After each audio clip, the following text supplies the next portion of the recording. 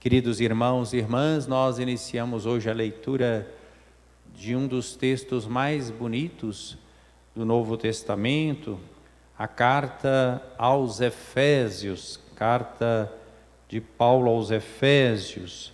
Paulo, apóstolo de Cristo Jesus por vontade de Deus, começa assim a carta: aos santos e fiéis em Cristo Jesus, a vós graça e paz da parte de Deus Pai, de Deus nosso Pai e do Senhor Jesus Cristo. Paulo é muito consciente de que sua missão não é uma escolha sua, mas é uma vontade de Deus. Deus o fez apóstolo, missionário, e ele vai então fundar várias comunidades e deixar muitos discípulos e missionários de Jesus Cristo espalhados em diversas comunidades. E logo depois deste início, dessa saudação, entra esse hino maravilhoso, que é uma espécie assim de Benedictus Paulino, né? Assim como nós temos no Evangelho de Lucas, aquele canto de Zacarias, né? Bendito seja Deus, né? Que nos salvou, nos enviou um Salvador, né? Da casa de Davi. Aqui nós vemos também um louvor a Deus que nos salvou através de Jesus Cristo. Parece aquilo que nós temos na missa, em cada oração eucarística, nós temos um prefácio antes do santo, e nesse prefácio se recorda os motivos, se elenca os motivos para louvar, glorificar, bendizer a Deus. Aqui é um verdadeiro prefácio que mostra o plano de Deus, um plano de salvação, e une duas coisas aqui: o plano, o projeto, e o amor. Não é só um plano, às vezes a gente não está tão acostumado com isso. Quando a gente fala em plano, programação, projeto, às vezes nós pensamos que é uma coisa fria, técnica, né? Mas aqui nós vemos que o plano está recheado de amor, e que o plano é um plano amoroso de salvação.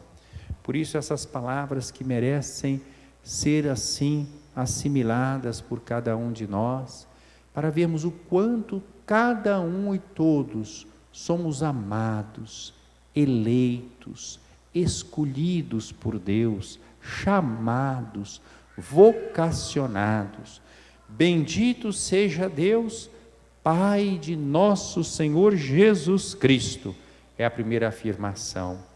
Então nós acreditamos, não, repito, num Deus genérico acima de todos. Nós acreditamos no bendito Deus, Pai de nosso Senhor Jesus Cristo.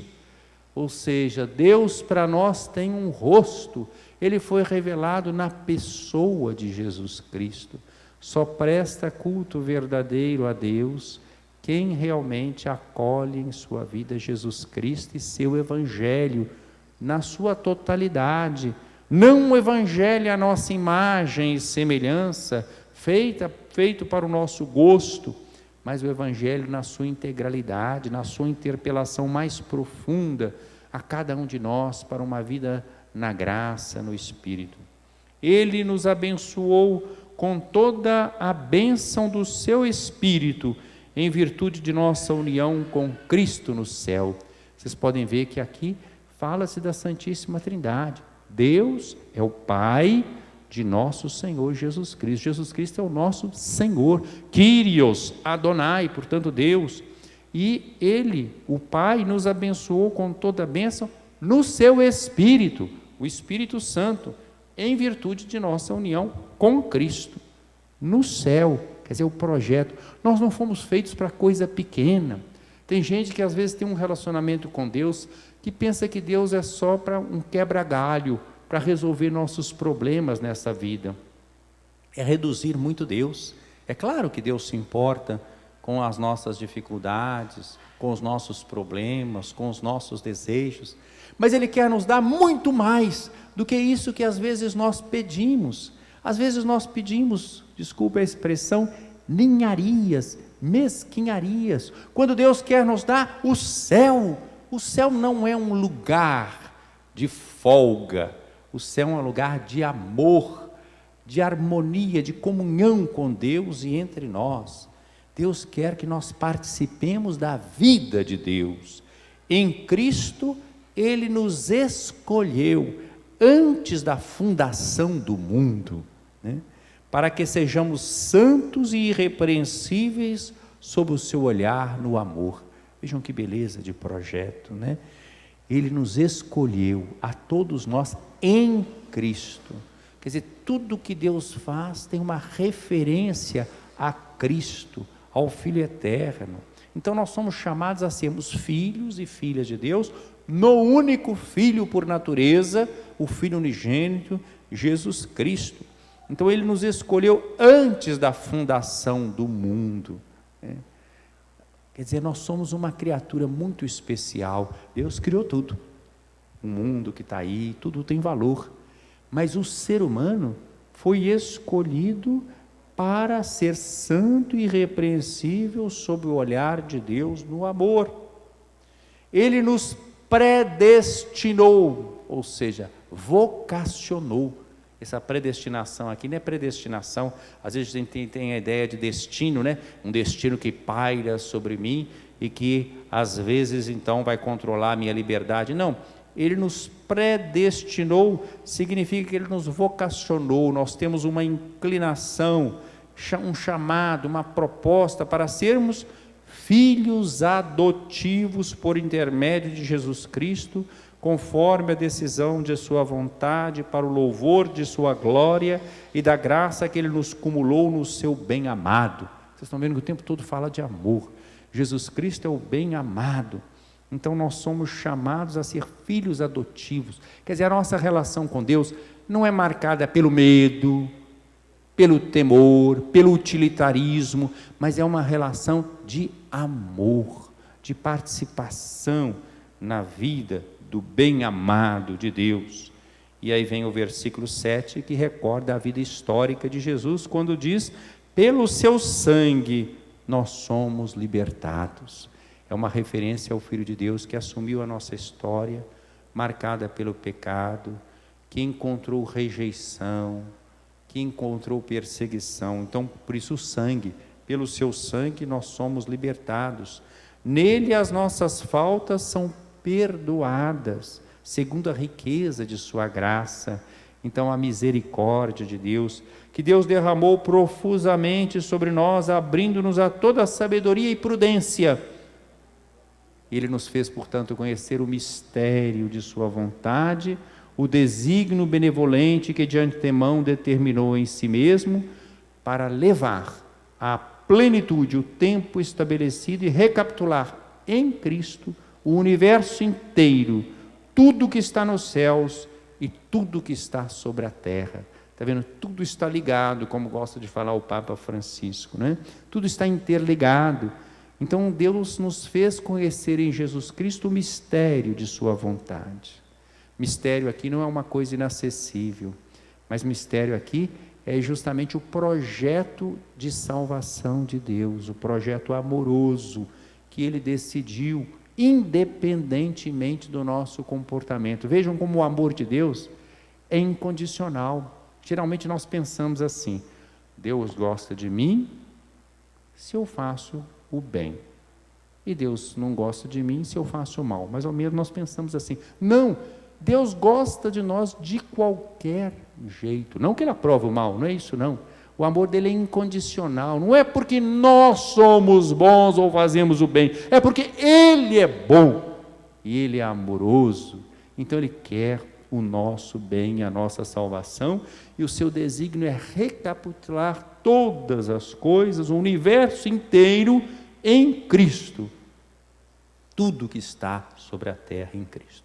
Então esse é o projeto de Deus. Estão vendo como é que é uma carta muito bonita e esse hino é belíssimo? Eu estou chamando a atenção para tudo isso e vou aplicar isso muito brevemente à santa que nós estamos celebrando hoje, Santa Teresa de Ávila. No Evangelho, Jesus faz aquelas advertências aos fariseus, aos doutores da lei, que conhecem a palavra de Deus, que são religiosos, mas resistem à palavra de Deus. Não basta conhecer materialmente a palavra. Não basta sermos religiosos, é preciso que a palavra de Deus interpele e modifique a nossa vida para que a gente viva essa relação de amor com Deus que nós ouvimos na primeira leitura. Então os mestres da lei, os fariseus, têm uma relação fria com Deus, uma religião formalista, perseguiram os profetas, os pais e eles também, rejeitam Jesus Cristo, a palavra definitiva de Deus para a nossa salvação. Nós também hoje temos que estar atentos, para que ao ouvir a palavra de Deus, e o Concílio Vaticano II fez uma verdadeira reforma litúrgica, de tal forma que a palavra de Deus é servida na liturgia. Essa mesa aqui é uma mesa que nos alimenta. A liturgia vai cada vez mais oferecendo um banquete farto da palavra de Deus ao longo do ano, né, para nos alimentar. É preciso que essa palavra então seja palavra de vida realmente para nós, luz para os nossos passos. A igreja celebra hoje Santa Teresa de Ávila, uma santa que viveu na Espanha no século XVI, um século de ouro para a Espanha. A Espanha já tinha sido dominada pelos mouros, pelos muçulmanos, viveu a Reconquista, expulsou os muçulmanos, e no século XVI vivia um período de esplendor. Estava assim, já toda retomada, cristã, católica, tinha projetos de ir agora às terras muçulmanas, estava sendo descoberto o chamado Novo Mundo, a descoberta da América, não se esqueçam, 1492 foi a chegada de Colombo, né? Descoberta, quer dizer, tinha os índios aqui, mas a chegada dos europeus, né? Aqui. Teresa nasce em 1515, né? Em Ávila, e ela vem de uma família que tinha recursos, uma família que estava bem, e ela vai logo ser assim impactada, impressionada pela vida dos santos. E com essa história toda dos muçulmanos que tinham sido expulsos da Espanha, e muitos que iam fazer missão no meio dos muçulmanos, eram mártires. Ela novinha, criança ainda, nova, Teresa teve esse ideal de também morrer por Cristo. Então já tinha essa ideia do amor. E conseguiu convencer o irmãozinho, Rodrigo, pequeno, e os dois resolveram, vamos então lá ao encontro dos mouros para sermos martirizados, oferecemos a nossa vida. E foram os dois, fugiram de casa. Na mentalidade dela, o lugar dos mouros estava ali pertinho da casa dela, né? Mal passaram um pórtico da cidade e um tio encontrou os dois e já levou de volta para casa todos os dois, né? Evidentemente não deu certo, e assim foi. Depois ela então tentou a vida eremítica, né? Então em casa ela começou a criar um ambiente para ela cultivar a vida de oração, né? Mas é claro que não dava muito certo. Mais tarde o pai vai perder a mãe morre, ela é adolescente quando a mãe morreu, e ela então pede a Nossa Senhora que seja a sua mãe. Ela escolhe Maria como sua mãe. Ela não tem mais a sua mãe terrena, mas então por volta de 13 anos por aí, ela escolhe então Maria como sua mãe. E depois, lendo São Jerônimo, que nós celebramos outro dia, grande tradutor da Bíblia, ela fica encantada pela vida religiosa que São Jerônimo incentivou tanto, inclusive a vida religiosa feminina, e ela então quer ser religiosa. O pai antes tinha colocado ela para estudar com as agostinianas, e ela quer ir para as carmelitas, mas no primeiro momento não consegue. Depois a saúde não ajuda também, mas enfim, entra nas carmelitas e começa a viver a vida religiosa, fazendo penitência, querendo crescer na vida religiosa, mas com um grande desafio. O convento que ela entrou naquela época, era uma época de fartura. Sabe quantas religiosas tinha no convento dela, no mosteiro dela? 150, né? E era gente demais, né? Então era difícil até viver uma vida religiosa mais austera, com 150 monjas carmelitas, né? Até a experiência de comunidade. Ela vai então sonhar com um Carmelo diferente. Não vou contar todos os detalhes da vida dela, mas ela vai lutando. É uma santa muito humana. Se vocês quiserem, nós podemos falar assim, é uma santa, porque às vezes as pessoas têm ideia errada de santo, né? Como fosse uma pessoa de outro mundo.